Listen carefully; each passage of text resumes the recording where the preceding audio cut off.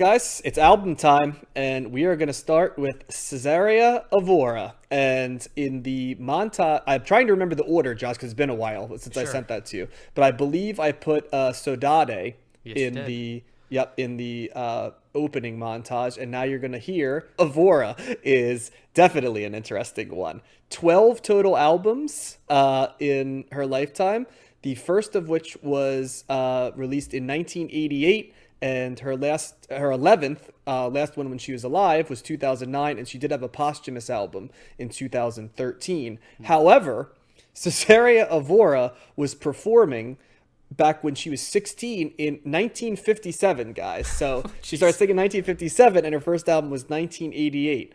And I would give you the influences, but you would probably not know any of them, with the exception of two people. Three people, actually, in terms of who we've talked about, or the only person we talked about who's listed as an influence by All Music is João Gilberto. Which I was going to say Getz or Gilberto is what. Yeah, that's what I was going to say. Gilberto, yes. But Billie Holiday and Gilberto Gil, two people that you may know like by reputation, right, were in there, as well as Caetano Veloso, another person I'm somewhat familiar with as well. Yep. In terms of who was followed by and who were similar to. The similar to is not anybody that we've really delved into.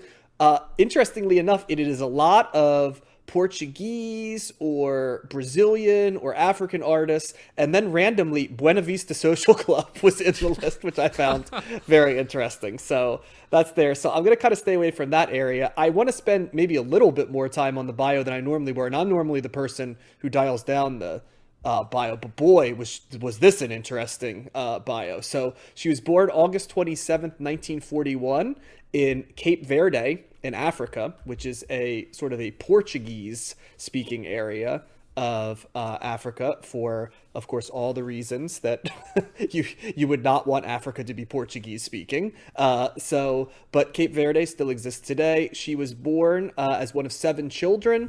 Her father was a violinist. Her mother was both a cook and a maid.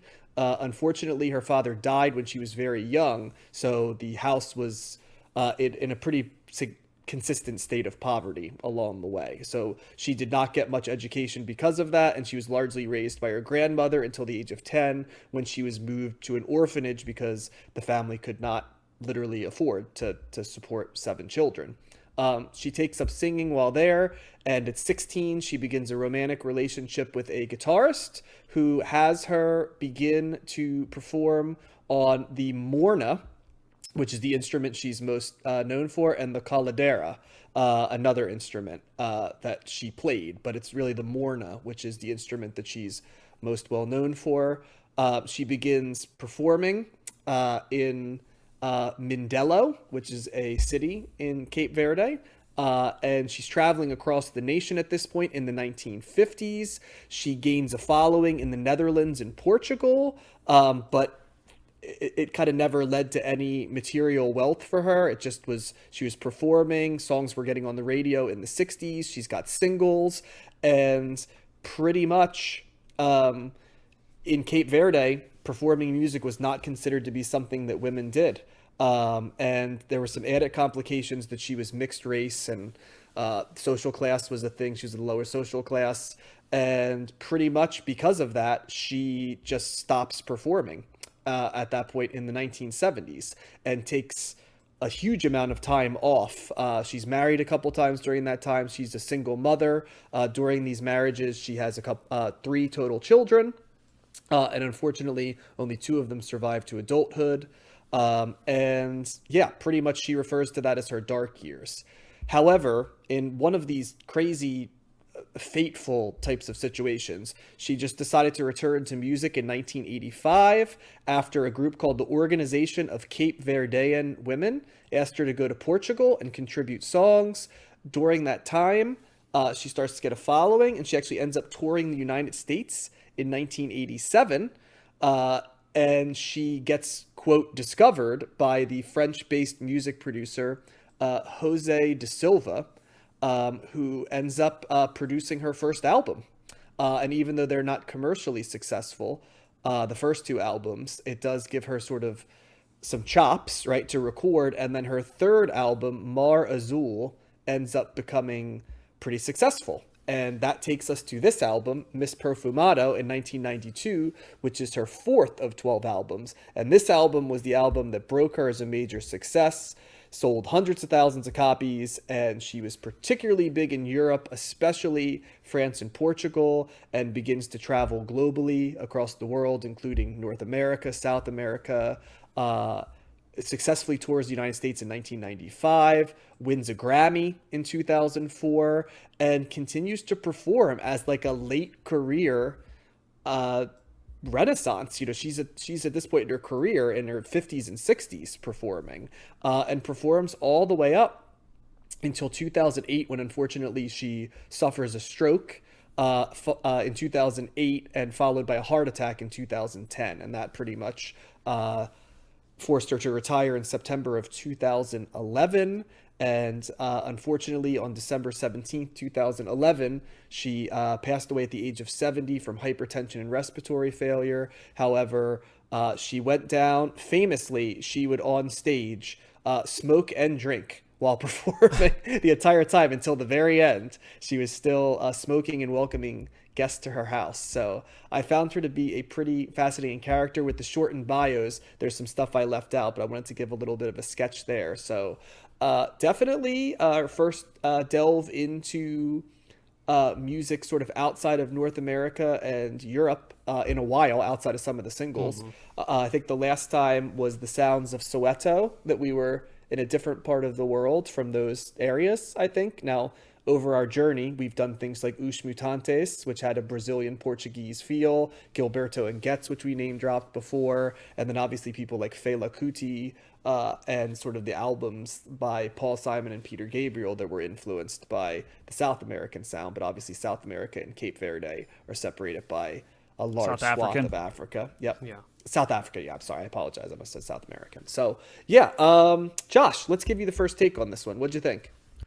Yeah, it's interesting because I've actually been to Cape Verde for one thing. So, but I didn't know her at the time, and that was a while ago now that I was there. So, interesting tangent. But I found her singing and the music itself very pleasant, and kind of had this timeless feel to it. It's very Latin feeling. Obviously, the Portuguese influence is going to get that, and Latin is kind of a generic term. You know, she sings, I think, specific types of sounds, as you described, or genres of music that I'm not familiar with, like fados and modinhas, and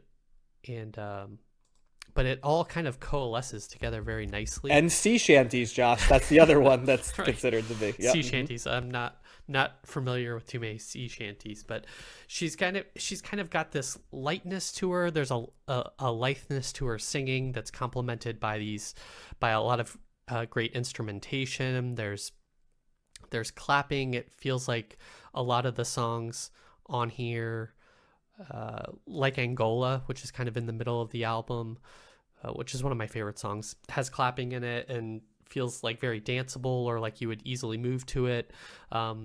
There's piano on this album as well that I really like Vida Tem Un So Vida.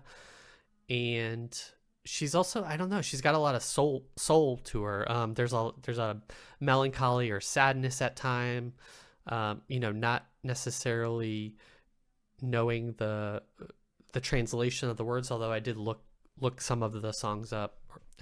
Although I don't know if the translations are accurate. I always wonder how accurate those are. But it's, they're kind of like simple lyrics, but done really effectively based on the translations anyway. And she just brings a lot of emotion to all the songs. And yeah, I found it like a really pleasant listen. It obviously different than what we're used to. But really this sound, I feel like, could have been from the 80s or the 70s or really any decade, and it feels appropriate and welcoming. So thumbs up for me on this one. I forgot to run the numbers, fellas. Oh, okay. We've been gone too long. I know. So I didn't want. realized halfway through John's spiel, but I didn't want to interrupt. She's number one in the 90s. She's number one, Miss Perfumado. CESARIA EVORA's Miss Perfumado comes in number 1,403 in the 1990s on Best Ever Albums, number 136 in 1992, number 8,285 of all time. It is CESARIA EVORA's highest rated album on Best Ever Albums. Did not make Rolling Stone's list, and she is ranked as the number 2,991st best artist of overall artist rankings on Best Ever Albums. Obviously didn't really know anything about her. So it's a fresh listen for me. And when I first started listening to this, I was thinking immediately of Portuguese fado music. I know this because my wife's Portuguese, her family's Portuguese, and I had some background in it. And I also went to Portugal this past summer, and I saw a live fado performance, which was very interesting. So it's not quite full-blown fado. Like most, like fado is just, it's a lot of female singers. It's a very sad, like, melancholy, like painfully sad, like mourning, like the death of a loved one, like that type of thing. And it's like the day after it happened, so it's like you're still, like, it's a very emotive kind of thing. So much to the point that when you're seeing a fado performance, they make it a point, and they probably did this specifically because it was a little bit of a touristy, kind of place that we were at, but they made a specific point. You don't talk during a fado performance, right? Like, just please be quiet, pay attention. And at one point, a couple tables over, there were people that were talking, and like all four of the members, like they basically were staring these people down. And at one point, someone's like, tss, tss, tss, like trying to get them to shut up, and it was like they were pissed. So, tip to you guys: if you ever go see fado music, shut up. But I digress. So as far as the music goes, it's a very I told Jerry before we went, I was like, if we go see the fado, I don't want to be right there in the front because it's a very intimate setting, and I'm like, it's intense, right? Like, and so of course I was right in the front, and I don't know, I had mixed feelings about that, but were you intimidated by the intimacy, Matt? I was just like the emotion, man. It's just like there. It's like no joke. It's like no amplification. You don't need it. It's just like this very sad, like intense type sound. So you have elements of this in here. This is a more uplifting. There's parts in here that have a little bit more of an upbeat, kind of rhythm going on. It's a little more lighthearted. There's a variety, I think. Exactly, right. And so that's not really the fado part, but I did pick up on that early on. I do like it.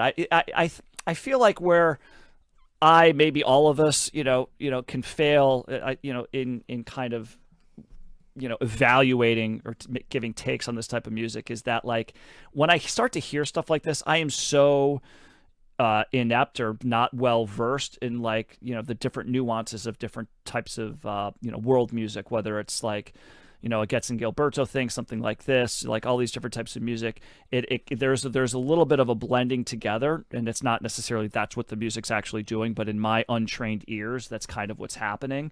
So it's hard for me to kind of parse out certain things or be able to tell specific differences. What I can say is, like, I do like her voice is really powerful. It's very strong, very good voice. The musicianship's pretty solid. I like the variety of instrumentation here. It's got like a saloon like the piano sound is a very specific old-timey Western saloon piano, like echoey sound.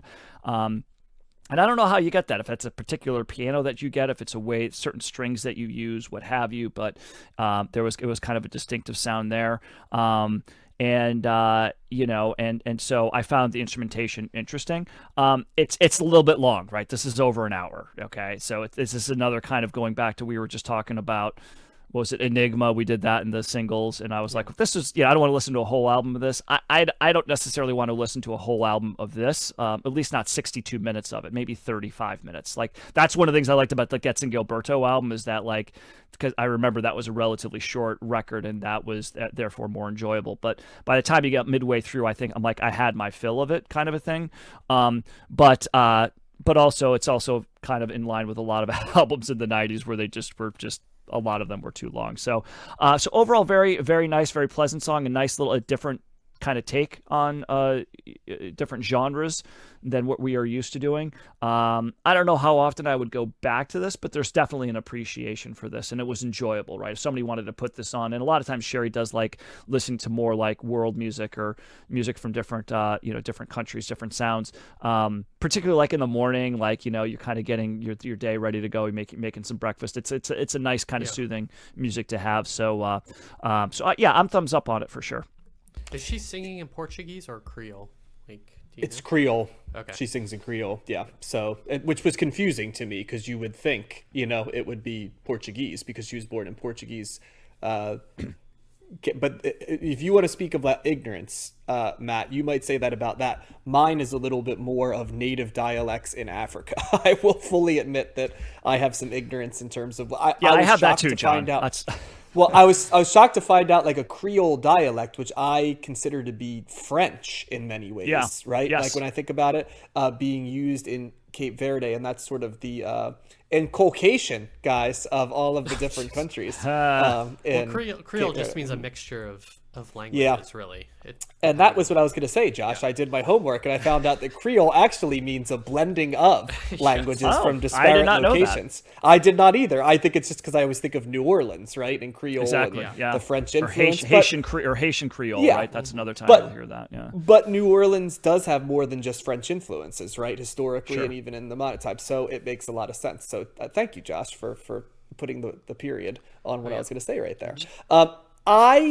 Because like you, Matt, I can identify instruments like, oh, there's a piano, there's multiple acoustic guitars, there's a little bit of harmonica, but I don't have the nuance to be able to compare it to other areas of the genre, because we're really just doing touchstones in genres of certain genres, right? So we're not going to claim in any way to be experts on this. We're trying to get a representative brush of a certain sound. So that's a limitation for us because we're not schooled in the area. But I can know sort of what those instruments sound like. When I go into a genre I'm not familiar with, I judge it on the quality of the singer, and I really liked her voice. She's good. It especially the opening song in particular, Saudade, was a very compelling song. It really drew me in. There was a sadness to it, like a longing along the way. So it kind of got me interested about like what the song was about.